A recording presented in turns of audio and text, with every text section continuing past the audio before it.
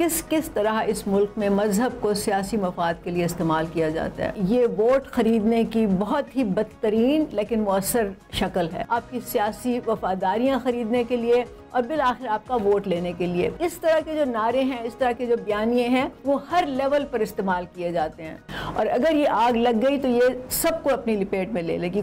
میں کئی دفعہ بہت حیران ہوتی ہوں کہ کس طرح اس ملک میں مذہب کو سیاسی مفاد کے لیے استعمال کیا جاتا ہے۔ اس کی ایک مثال ابھی حال ہی میں مریم نواز کا ایک ٹویٹ تھا جس میں انہوں نے کہا کہ جو ابھی رائے ونڈ میں ایک اجتماع ہو رہا ہے، میں اس کے لیے خاص طور سے الیکٹرک بسز جو ہیں وہ چلانے کا اعلان کرتی ہوں۔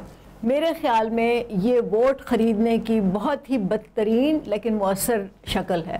جو لوگ اجتماع میں شریک ہو رہے ہیں وہ اپنے آپ سے خود ذرا پوچھیں کہ مریم نواز نے یہ بیان کیوں دیا، اور پھر میں ان سے سوال پوچھتی ہوں کہ کیا آپ کے جو مسئلے ہیں، کیا وہ ان بسوں سے آپ کے مسئلے حل ہو جائیں گے؟ جب آپ واپس گھر جائیں گے تو کیا آپ دیکھیں گے کہ آپ کے بچوں کو اچھی تعلیم مل رہی ہے، وہ معیاری اسکولوں میں جا رہے ہیں، وہاں اچھے ٹیچرز بھی ہیں اور کمپیوٹرز بھی ہیں اور سائنس لیب بھی ہے اور ساری ایکسٹرا کریکولر ایکٹیویٹیز بھی ہیں؟ یا پھر کیا وہ ان کو 2 وقت کی 3 وقت کی اچھی خوراک مل جائے گی، وہ اپنے بچوں کو اچھی طرح سے ان کی نشو و نما کر سکیں گے؟ ایسا بھی نہیں ہوگا۔ پھر اگر وہ یہ سوچیں کہ کیا ان کے گھر میں اگر کوئی بزرگ ہیں یا پینشن والے لوگ ہیں، مطلب جو ریٹائر ہو چکے ہیں، کیا ان کو پینشن ملتی ہے، کیا ان کے پاس سوشل سیکیورٹی ہے؟ وہ بھی نہیں ہوگا۔ پھر وہ یہ سوچیں کہ اگر خدا نہ خواستہ ان کے خاندان میں کسی کو کوئی موذی مرض لگ جاتا ہے، بیماری، سخت بیماری آ جاتی ہے، کیا ان کے پاس اس کا علاج کرانے کی تمام سہولیات موجود ہیں یا نہیں ہیں؟ تو وہ بھی نہیں ہوگا۔ تو دیکھیں، یہ مریم نواز نے یہ اعلان کیا ہے صرف آپ کے مذہبی جذبات کو ابھارنے کے لیے اور اس کی بنا پہ آپ کی ہمدردیاں حاصل کرنے کے لیے، آپ کی سیاسی وفاداریاں خریدنے کے لیے اور بالآخر آپ کا ووٹ لینے کے لیے۔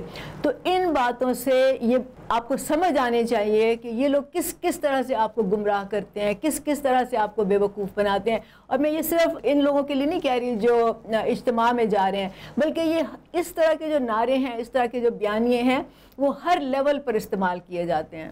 نہ صرف یہ کہ یہ خاص ایک جو گروہ ہے جو لوگ جا رہے ہیں اس اجتماع میں، ان کو بے وقوف بنایا جا رہا ہے، بلکہ یہ دوسرے جو گروہ ہیں ان کے ذہنوں میں، ان کے دلوں میں ایک نفرت پیدا کی جا رہی ہے، یا ایک احساس کمتری پیدا کیا جا رہا ہے، یا کمپٹیشن کہ اگر ان کو مل رہا ہے تو ہمیں کیوں نہیں مل رہا؟ تو کیا وہ سب یہ ڈیمانڈ نہیں کریں گے؟ تو پھر آپ کیسے فیصلہ کریں گے؟ اور کیا اس سے لوگوں کی تقسیم نہیں ہوگی؟ کیا اس سے لوگ آپس میں مذہبی رواداری بڑھے گی یا کم ہوگی؟ یہ کیا مائنڈ سیٹ ہے ان حکمرانوں کا جو یہ انہیں کرنے پر مجبور کر دیتا ہے؟ یہ سمجھنا چاہیے سب کو اور حکمران طبقے کو کہ یہ مذہب کا استعمال سیاست میں بالکل آگ سے کھیلنے کے برابر ہے، اور اگر یہ آگ لگ گئی تو یہ سب کو اپنی لپیٹ میں لے لے گی، کچھ نہیں بچے گا، ہر کچھ جل کے راکھ ہو جائے گا۔ یہ تو ہم نے دیکھا ہمیشہ سے کہ پاکستان میں اس طرح کی جو شناخت کی جو سیاست ہے وہ چلتی ہے، مطلب اس میں آپ کی قوم کی شناخت آ جاتی ہے، صوبائی شناخت آ جاتی ہے، پھر مذہبی شناخت آ جاتی ہے، فرقہ واریت کی شناخت آ جاتی ہے، پھر یہ ذات برادری کی بنا پہ جو گروہ بندیاں ہوئی ہیں اس کی شناخت آ جاتی ہے۔ اس پہ یہ لوگ کھیلتے ہیں، اس پہ آپ کے یہ جذبات ابھارتے ہیں، اور آپ بجائے اس کے کہ ان سے یہ سوال کریں کہ آپ ہماری شناخت تو نہیں بدل سکتے لیکن ہم سب پاکستانی ہیں، ہمیں وہ سب حقوق کیوں نہیں مل رہے جو ہمارا حق ہے؟ ہمارے بچے ان اسکولوں میں کیوں نہیں جا رہے جس میں آپ کے بچے اسکولوں میں جا رہے ہیں؟ ہمیں علاج کی وہ سہولیات کیوں میسر نہیں ہیں جو آپ کو میسر ہیں؟ ہمیں وہ تمام چیزیں، تمام جو اپرچونٹیز ہیں، وہ چاہے جاب میں ہے، چاہے تعلیم میں ہے، چاہے باہر جانے کی صورت میں بھی ہے، اگر آپ کے پاس جو کچھ ہے وہ ہمیں کیوں نہیں مل رہا؟ کیا ہم پاکستان کے شہری نہیں ہیں؟ کیا ہمارے برابر کے حقوق نہیں ہونے چاہیے؟ یہ سوال آپ کو کرنے چاہیے ان لوگوں سے، لیکن اس کے بجائے آپ لوگ آپس میں لڑتے ہیں، ان لوگوں کے ساتھ کھڑے ہو جاتے ہیں جنہوں نے آپ پہ ظلم کیا ہے، آپ پہ استحصال کیا ہے، اور یہ آپ کو تقسیم کر کے اپنا فائدہ اٹھا رہے ہیں۔ ان کے بچے جو ہیں وہ تو باہر پڑھ رہے ہیں اور پھر وہ آئیں گے واپس اور پھر وہ آپ پہ حکومت کریں گے۔ کبھی آپ نے یہ سوچا ان باتوں پہ؟ اور جہاں تک مذہب کے استعمال کا تعلق ہے، ضیاء الحق نے اپنے زمانے میں جو چنگاری پھینکی تھی ہم اس آگ کو ابھی تک بجھا نہیں سکے۔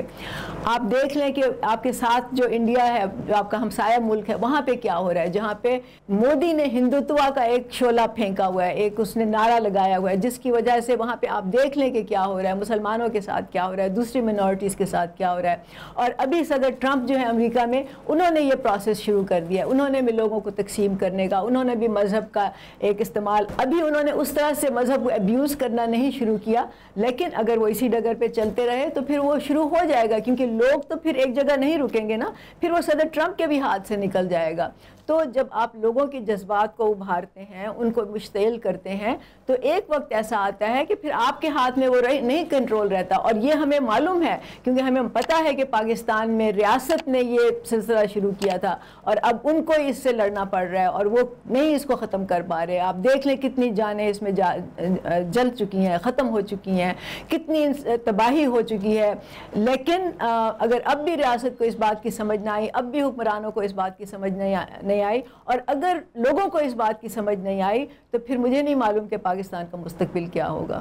بہت شکریہ۔